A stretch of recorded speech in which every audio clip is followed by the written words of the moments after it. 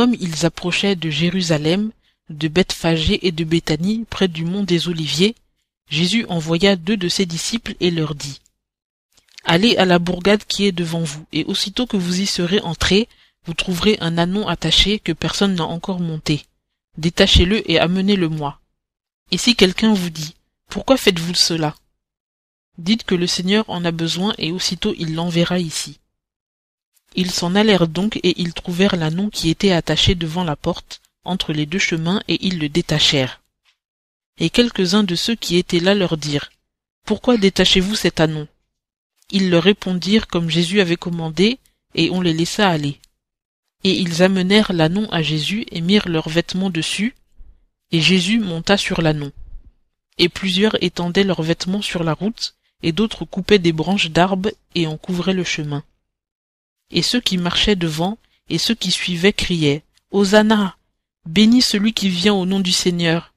Béni soit le règne de David notre Père qui vient au nom du Seigneur! Hosanna dans les lieux très hauts!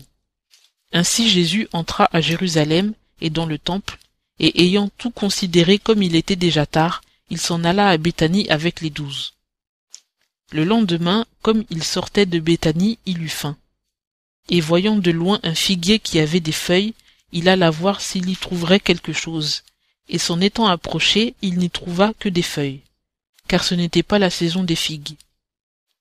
Alors Jésus, prenant la parole, dit: Que jamais personne ne mange de ton fruit. Et ses disciples l'entendirent.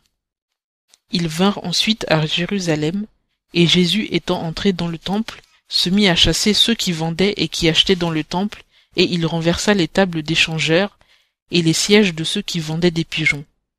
Et il ne permettait pas que personne portât aucun vaisseau par le temple. Et il les instruisait en disant: N'est-il pas écrit: Ma maison sera appelée une maison de prière pour toutes les nations?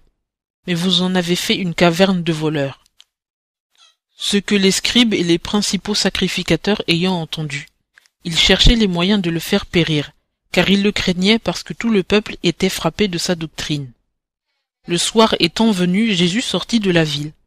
Et le matin, comme il passait, ses disciples virent le figuier séché jusqu'aux racines.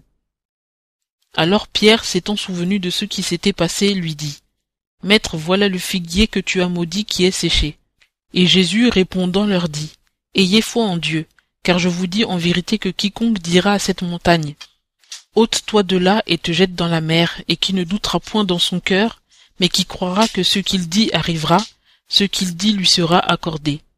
C'est pourquoi je vous dis, tout ce que vous demanderez en priant, croyez que vous le recevrez et cela vous sera accordé.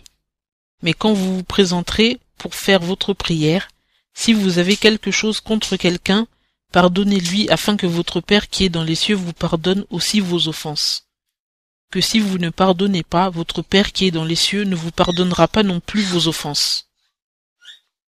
Puis ils revinrent à Jérusalem, et comme il allait par le temple, les principaux sacrificateurs, les scribes et les anciens s'approchèrent de lui, et lui dirent: Par quelle autorité fais-tu ces choses, et qui t'a donné l'autorité de les faire? Jésus répondant leur dit: Je vous demanderai aussi une chose, répondez-moi, et je vous dirai par quelle autorité je fais ces choses. Le baptême de Jean venait-il du ciel ou des hommes? Répondez-moi.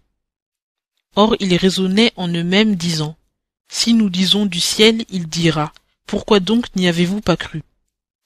Et si nous disons des hommes, nous craignons le peuple, car tous croyaient que Jean était un vrai prophète.